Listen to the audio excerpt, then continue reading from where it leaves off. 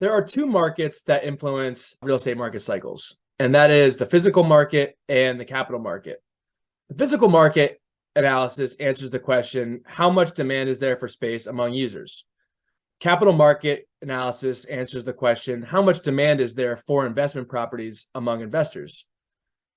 The capital market is influenced by changes in employment, population growth, and effective buying power. It's the interaction between users, i.e., demand for space, and developers or owners, i.e., supply for space, in an individual market. With exception to residential property types, the physical market is influenced on the demand side by demand among businesses. An individual business space requirement may or may not be consistent with the overall market trend for that property type in that submarket, though. For instance, office may be you see it a lot with office. Office may be overbuilt in a submarket in which multiple companies are breaking ground on an office development during a recessionary or recovery period, whereby building is not financially feasible just for sort of passive investment purposes.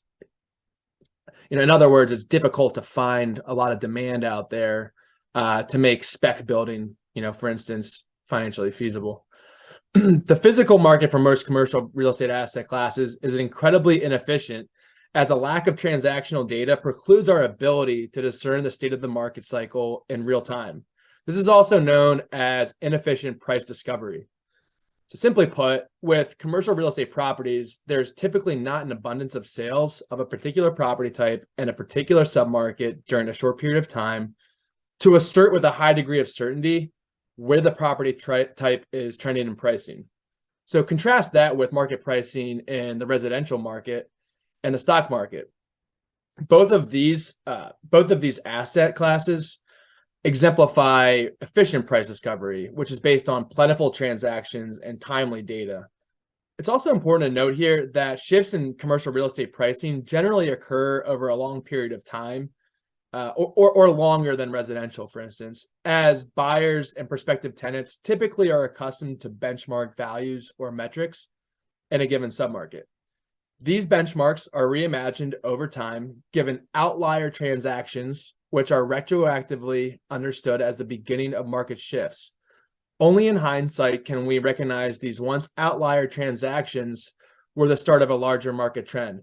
So for instance, there's a lot of tenants out there that are saying, I'm not going to pay more than $30 a square foot for medical office space.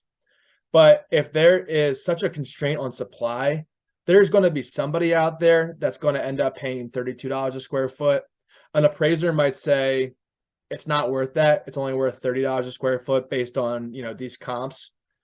But as more of those transactions occur, as long as supply continues to be constrained, then 32 becomes the norm and it becomes reimagined over time. That's sort of what we're getting at here. So we just covered the physical market. Let's talk about the capital market. In the capital markets, real estate investment competes with bonds, stocks, mutual funds, venture debt, hedge funds, among other vehicles.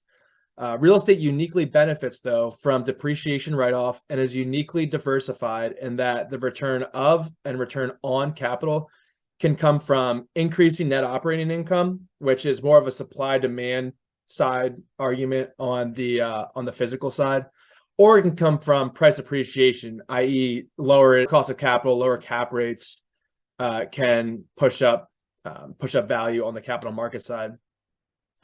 So for these reasons, many investors aim to allocate a portion of their holdings in real estate.